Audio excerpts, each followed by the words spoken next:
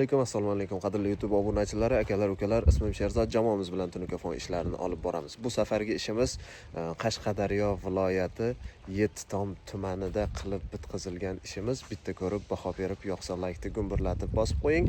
Kanalga obuna bo'lish tugmachasini bosib qo'ying. Sababi bundan keyingi videolarimiz sizga manfaatli bo'lishi mumkin.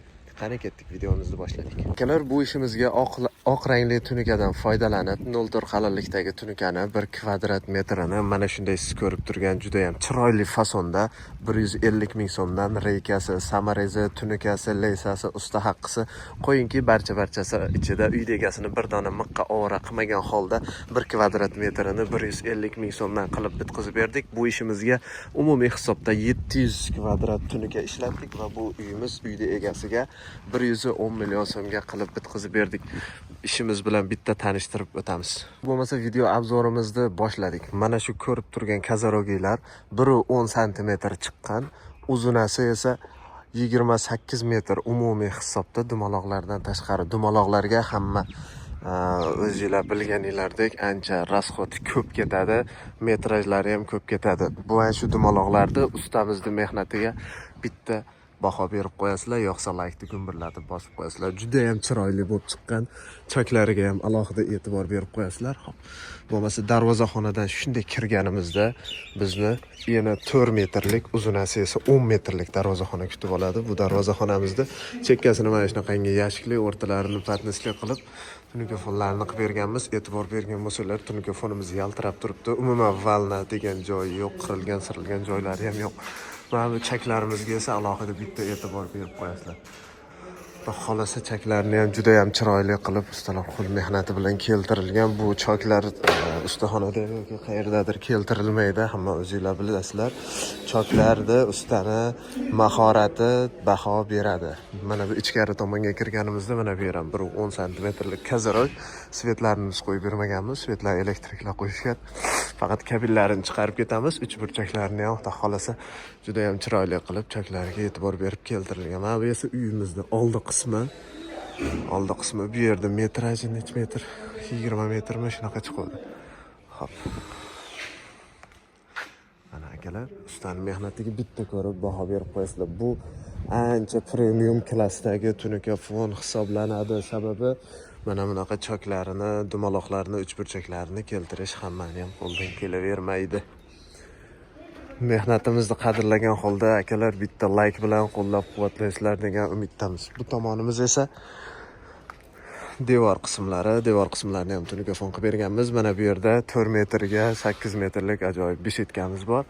Besetkamizning kazaroklari hamda ichlarini ham mana shunaqangi tunikafon qilib berganmiz.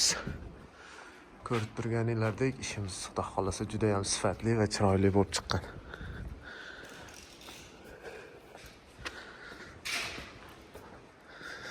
Mana bu tomonimiz uyga kirish tomoni.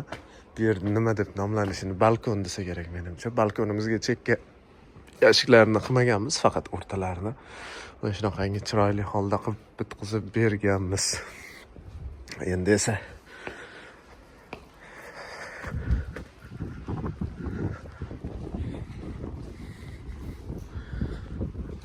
mana bu yer koridorimizni ham mana shunaqangi tunikafon qilib berganmiz.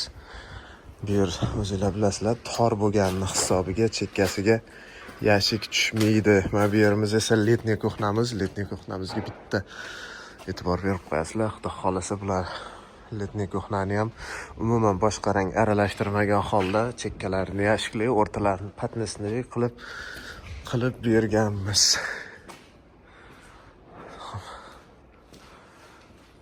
Barbekyurimiz nima deyapti akalar? Ustamizning mehnatiga bitta baho berib, yo'qsa laykni gumburlatib qo'yasizlar.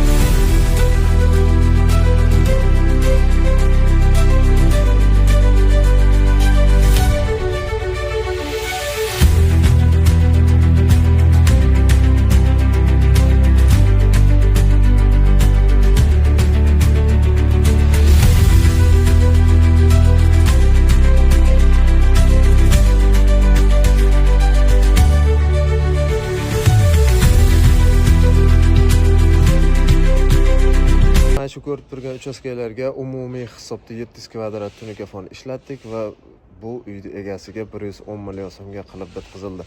Kimga shunaqa xizmatlar kerak bo'lsa, ekranlardagi nomerlarga telefon qilib bemalol biz bilan bog'lanishlari mumkin.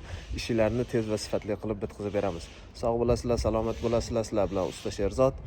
Bitta laykni gumburlatib bosib qo'yasiz.